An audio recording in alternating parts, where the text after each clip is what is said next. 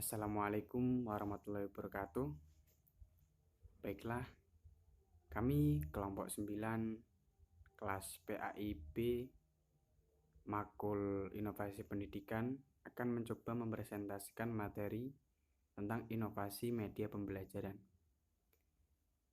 Sebelum kita mulai presentasi, kita panjatkan puja dan puji syukur kehadirat Allah Subhanahu wa taala karena kita masih diberikan kesempatan untuk mengikuti perkuliahan Makul Inovasi Pendidikan, serta salawat dan salam selalu kita panjatkan kepada Nabi Agung Nabi Muhammad SAW.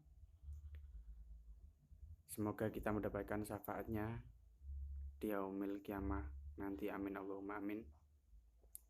Yang saya hormati Bapak Mu'alimul Huda selaku dosen Makul Inovasi Pendidikan, dan juga teman-teman kelas PAIB yang saya banggakan. Baiklah,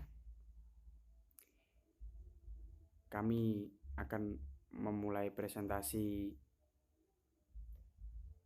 materi inovasi media pembelajaran pada kali ini dengan bacaan basmalah. Bismillahirrahmanirrahim.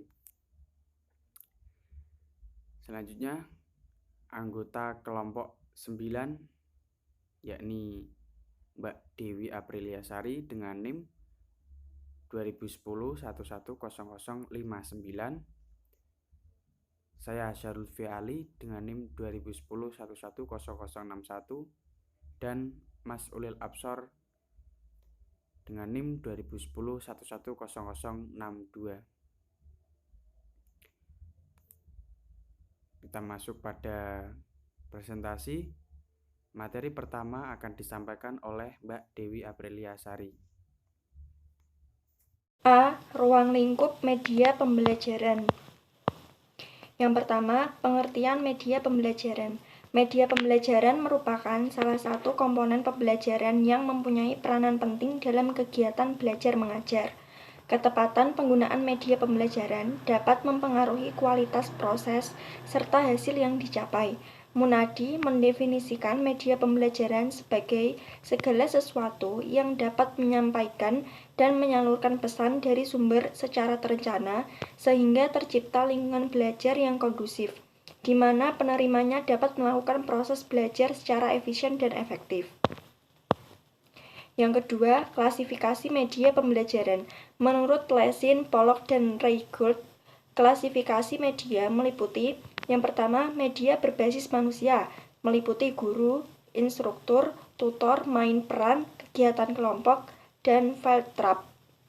Yang kedua, media berbasis cetak, meliputi buku, penuntun, buku latihan, alat bantu kerja, dan lembaran lepas. Yang ketiga, media berbasis visual, meliputi buku, alat bantu kerja, bagan, grafik, peta, gambar, transparansi, dan slide. Yang keempat, media berbasis audiovisual, meliputi video, film, program, slide tab, dan televisi. Dan yang terakhir, media berbasis komputer, yang meliputi pengajaran dengan bantuan komputer, interaktif video, dan hypertext. Yang ketiga, kedudukan media dalam pembelajaran. Kedudukan media dalam pembelajaran sangat penting, sebab media dapat menunjang keberhasilan pembelajaran. Bahkan, kalau dikaji lebih jauh, media tidak hanya sebagai penyalur pesan yang harus dikendalikan sepenuhnya oleh sumber berupa orang, tetapi dapat juga menggantikan sebagian tugas guru dalam penyajian materi pembelajaran. Dalam proses pembelajaran antara materi, guru, strategi, dan media, dan peserta didik menjadi rangkaian mutual yang saling mempengaruhi sesuai kedudukan masing-masing.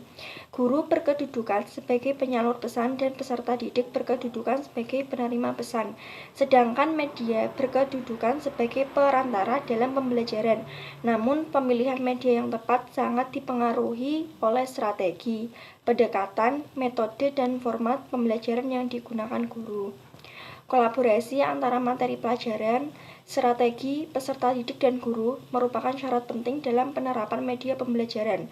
Sebagus apapun media yang digunakan tanpa didukung metode yang tepat dan guru yang terampil menggunakan media, pastilah media tersebut menjadi tidak efektif. Keberhasilan dalam penggunaan media juga dipengaruhi oleh faktor lain yang merupakan komponen pembelajaran. Yang keempat, fungsi media pembelajaran. Pada mulanya, media hanya berfungsi sebagai alat bantu visual dalam kegiatan pembelajaran, yaitu berupa sarana yang dapat memberikan pengalaman visual kepada peserta didik, antara lain untuk mendorong motivasi belajar, memperjelas dan mempermudah konsep yang kompleks menjadi lebih sederhana, konkret, serta mudah difahami. Secara umum, media pembelajaran berfungsi untuk meningkatkan efektivitas dan efisiensi pembelajaran. Yang kedua, meningkatkan gairah belajar peserta didik. Yang ketiga, meningkatkan minat dan motivasi belajar. Yang keempat, menjadikan peserta didik berinteraksi langsung dengan kenyataan. Yang kelima, mengatasi modalitas belajar peserta didik yang beragam. Yang keenam, mengefektifkan proses komunikasi dalam pembelajaran. Dan yang terakhir, meningkatkan kualitas pembelajaran. Selanjutnya, B. Bentuk inovasi media pembelajaran PAI. Bentuk inovasi media pembelajaran PAI. Inovasi pembelajaran dalam PAI diharapkan untuk membantu siswa mencapai tingkat pemahaman maksimal mengenai materi PAI. Pembelajaran PAI sudah seharusnya melakukan perubahan paradigma pengajaran yang awalnya didominasi metode ceramah ke arah pembelajaran yang lebih korporatif. Hal ini disampaikan oleh Kuwait tahun 2007. Pembelajaran PAI harus dirasakan dengan perhatian penuh dan pengambilan hikmah. Salah satunya adalah mulai membangkitkan minat siswa dari inovasi pembelajaran melalui media audiovisual. Inovasi pembelajaran PAI dalam media audiovisual digunakan untuk menjelaskan materi-materi PAI dalam rangka menarik minat siswa dalam proses pembelajaran. Khususnya pada mata pembelajaran fikih yang dianggap rumit, media audiovisual diharapkan dapat memperjelas pemahaman peserta didik. Dalam perkembangan teknologi di era ini, pengaksesan media audiovisual untuk pembelajaran semakin mudah. Contoh situs paling populer yang menyediakan akses audiovisual merupakan YouTube. Untuk contoh lain dari media audiovisual dalam SKI dapat menarik referensi film sejarah Islam atau animasi dan kartun yang berhubungan dengan materi sejarah. Selanjutnya, keunggulan dari media audiovisual adalah menarik minat siswa dan merangsang respon sekaligus kreativitas dan keterampilan siswa. Media audiovisual memicu persepsi siswa berdasarkan apa yang dilihat dan didengar. Oleh karena itu, dapat membantu untuk meningkatkan penalaran siswa. Adapun kelemahan dari media ini yaitu koneksinya yang menjadi satu. Selain kekurangan tersebut, teknologi ini menitikberatkan materi daripada mengembangkan materi tersebut. Dikarenakan media ini masih termasuk mahal dan menghabiskan biaya yang sangat banyak. Hal ini disampaikan oleh Elnanda dan Al-Yusra di tahun 2019. Selanjutnya, materi akan disampaikan oleh Mas Ulil Absor. C. Implementasi inovasi media pembelajaran di masa sekarang. Di masa pandemi COVID-19 ini menuntut para guru untuk berinovasi dalam proses belajar mengajar. Guru atau dosen harus cerdas memilih media pembelajaran yang harus digunakan dalam proses pembelajaran supaya tidak ketinggalan materi. Oleh sebab itu, para pendidik diharuskan menguasai banyak media pembelajaran dan menciptakan desain-desain pengajaran yang kreatif, efektif, dan inovatif untuk mencapai tujuan pendidikan. Dalam hal ini, desain pembelajaran online menjadi salah satu media yang bisa digunakan. Menurut Debak dan Ridlan, menjelaskan pembelajaran online adalah sistem belajar yang terbuka dan tersebar dengan menggunakan perangkat pedagogi atau alat bantu pendidikan yang dimungkinkan melalui internet dan teknologi berbasis jaringan untuk memfasilitasi pembentukan proses belajar dan pengetahuan melalui aksi dan interaksi yang berarti. Media pembelajaran online dapat diartikan sebagai media yang dilengkapi dengan alat pengontrol yang dapat dioperasikan oleh pemakai, sehingga pengguna dapat mengendalikan dan mengakses apa yang menjadi kebutuhan dalam pembelajaran. Keuntungan penggunaan media pembelajaran online adalah pembelajaran bersifat mandiri dan interaktivitas yang tinggi, mampu meningkatkan tingkat ingatan, memberikan lebih banyak pengalaman belajar dengan teks, audio, video, dan animasi yang semuanya digunakan untuk menyampaikan informasi dan juga memberikan kemudahan menyampaikan, mengupdate isi, mengunduh. Para siswa juga bisa mengirim email kepada siswa lain, mengirim komentar pada forum diskusi, memakai ruang chat, hingga link video conference untuk berkomunikasi langsung. Selain desain online learning, pembelajaran juga dapat dilakukan dengan blended learning. Blended learning istilah yang berasal dari bahasa Inggris yang terdiri dari dua suku kata, blended dan learning. Blended merupakan campuran kombinasi yang baik, sedangkan learning merupakan pembelajaran. Pelaksanaan pembelajaran ini memungkinkan penggunaan sumber belajar online, terutama yang berbasis web dengan tanpa meninggalkan kegiatan tatap muka. Dengan pelaksanaan blended learning, pembelajaran berlangsung lebih bermakna karena keragaman sumber belajar yang mungkin diperoleh. Dalam kegiatan pembelajaran, blended learning sangat berpotensi menciptakan pengalaman bagi pembelajar karena blended learning membantu mempresentasikan keuntungan yang jelas untuk dapat menciptakan pengalaman belajar tersebut, yang mana dari pengalaman yang diperoleh pembelajar dapat memberikan pengetahuan, keterampilan, dan kompetensi bagi pembelajar itu sendiri.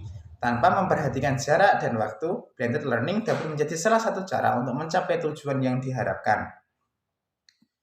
Kelebihan blended learning antara lain, pembelajaran terjadi secara mandiri dan konvensional, yang keduanya memiliki kelebihan yang dapat saling melengkapi. Kemudian, pembelajaran lebih efektif dan efisien, dan meningkatkan aksesibilitas. Dengan adanya blended learning, maka peserta didik semakin mudah dalam mengakses materi pembelajaran.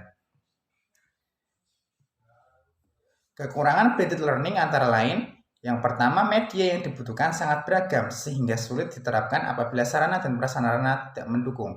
Kemudian, tidak meratanya fasilitas yang dimiliki peserta didik seperti komputer dan akses internet, padahal dalam blended learning diperlukan akses internet yang memadai. Kemudian, kurangnya pengetahuan masyarakat terhadap penggunaan teknologi, dan yang terakhir, tidak meratanya fasilitas yang dimiliki peserta didik seperti komputer dan akses internet. Baiklah, demikian presentasi dari kami kelompok 9 tentang materi inovasi media pembelajaran. Sebelum saya tutup presentasi pada kali ini, kami dari kelompok 9 mohon maaf apabila dalam menjelaskan materi terdapat kekurangan serta sesuatu yang kurang memahamkan. Kami mohon maaf yang sebesar-besarnya. Sekian, kita akhiri presentasi pada kali ini dengan bacaan hamdalah. Alhamdulillahirabbil alamin. Assalamualaikum warahmatullahi wabarakatuh.